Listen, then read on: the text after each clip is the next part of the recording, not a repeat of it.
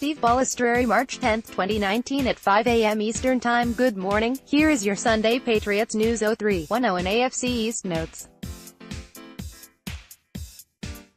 Quick hitters, Van and Noy Defense, as if Van and Noy needed anything else to endear himself to the fan base. After Colts TE Eric Ebron took a veiled shot at the Patriots when he tweeted, "Nobody wanna do the Patriot way bull." Gronk Selling Condo, on a day with some exciting trade news. One item that could have people thinking worst-case scenarios was the news that Rob Gronkowski is selling his Boston Seaport condo.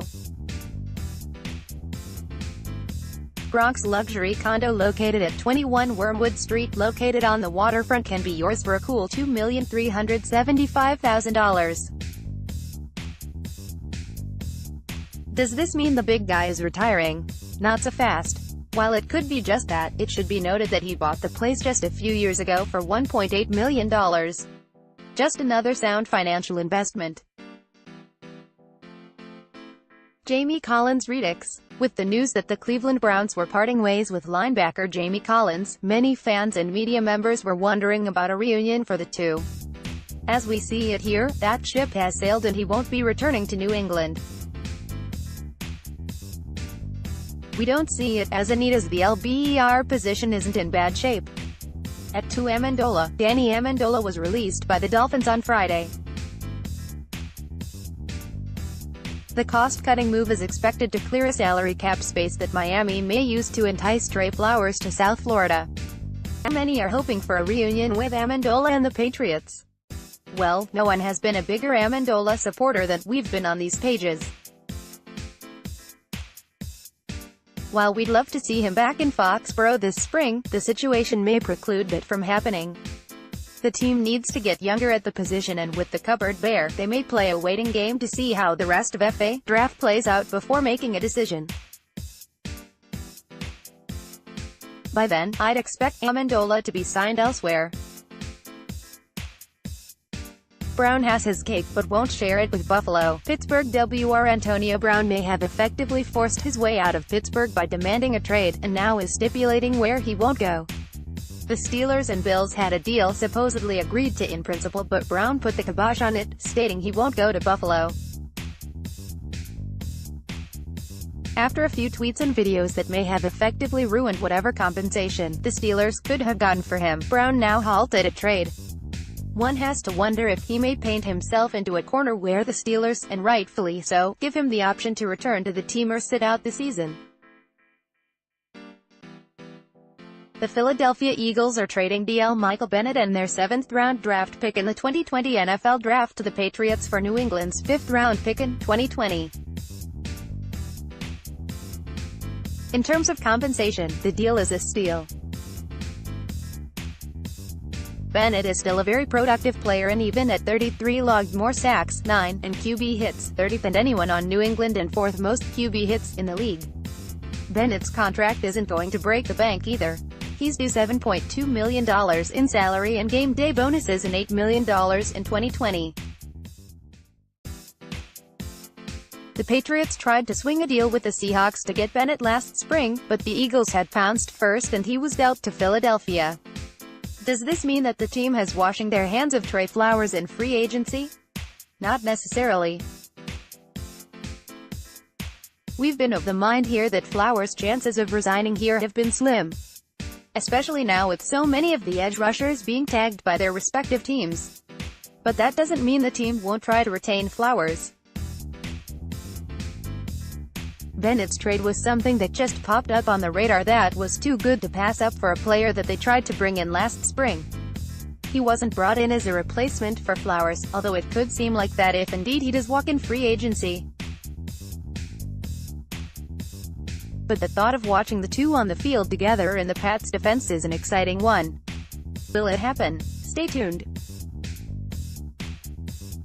Brady extension coming. We heard through someone we know, and someone who would know, that a contract extension for Tom Brady was going to be done soon and the team would lock him up for another 3 years. That would take him to the age 45 limit that he said he envisioned. The guys on Patriots Unfiltered, what used to be known as PFW in Progress on the Patriots team website, invited me on the show on Thursday and we spoke about it for a few minutes. It can be heard here. Free agency, legal tampering. Season is here, now is when things get interesting. The Patriots still have a slew of free agents to either resign or let walk, including both kickers, and still look for ways to improve the team. So, with that in mind, let's take a look at certain positions and see who the team has out there and who they could bring in.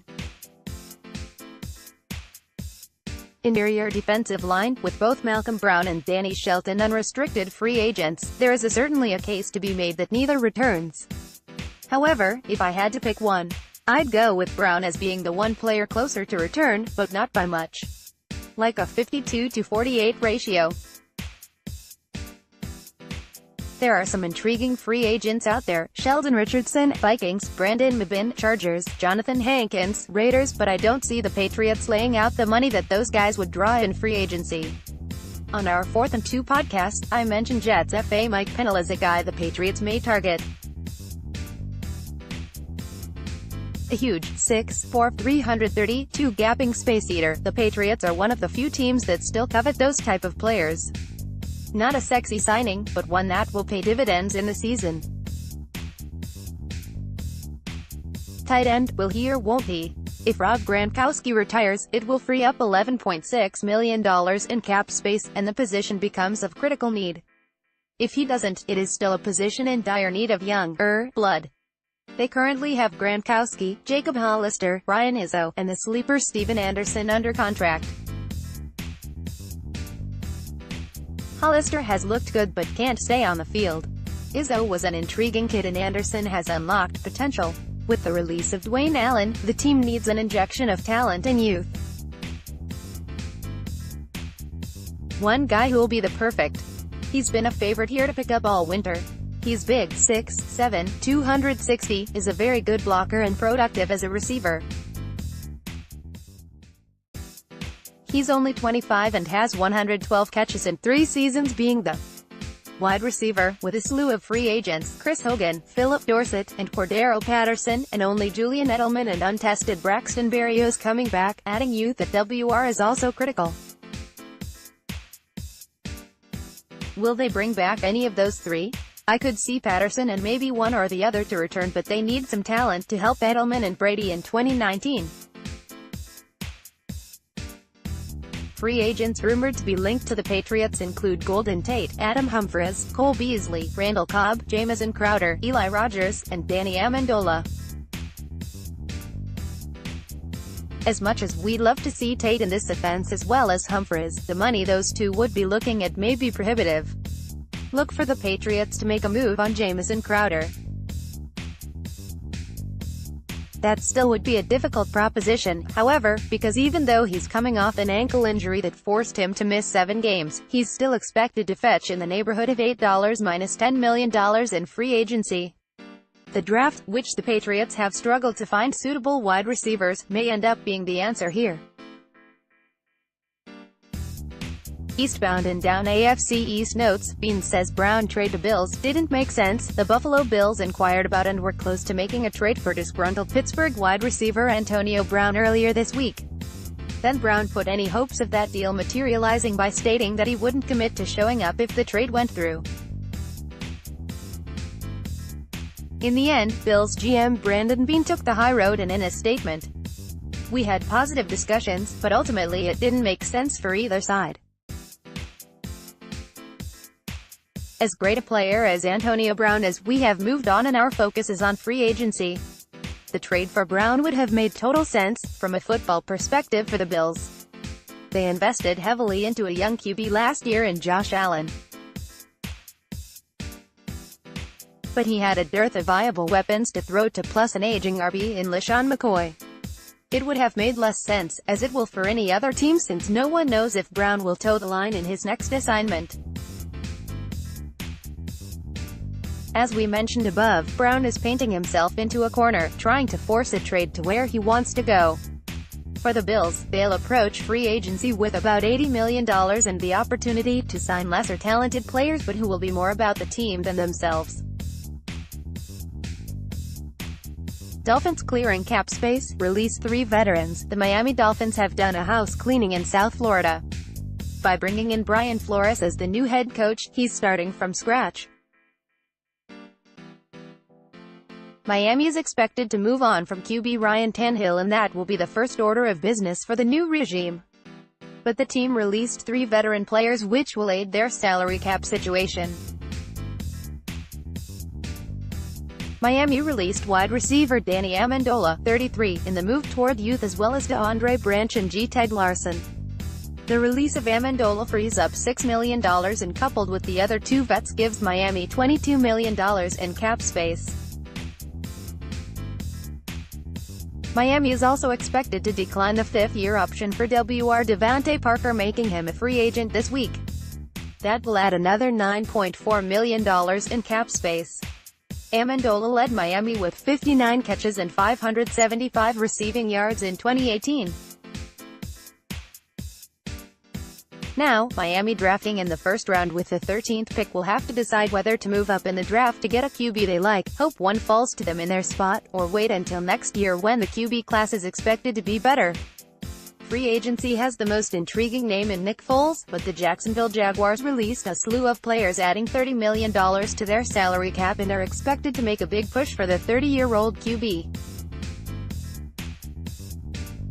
Jets have money to spend in free agency. The New York Jets have nearly $100 million in salary cap space in 2019 and are in a position to make some big splashes in free agency. With that amount of money, they can front-load some of those contracts to make the Jets the favorites to any team that they may be bidding against. However, they also have several, as many as 10, starting positions that need to be addressed.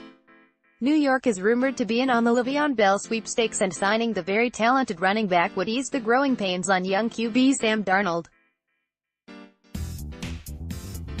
On the flip side of the ball, the Jets are also expected to make a run at the very versatile and talented LB Anthony Barr, who has spent the first 5 years of his career with the Vikings. He'd fill a great need for the Jets. Barr is a sideline-to-sideline linebacker who has been a Pro Bowler for the past 4 years with the Vikings. He's adept at stopping the run, dropping into coverage and rushing off the edge. The team needs help at wide receiver as well as at edge rusher besides Barr. The Jets can be big players this spring with a ton of cap space. Look for them to make a splash or 3. Follow me on Twitter at SteveUp7SFG or email me at emailprotected. Listen to our Patriots 4th and 2 podcasts on Blog Talk Radio as Russ Goldman, Derek Havens and myself from PatsFans.com discuss the latest Patriots news and game analysis.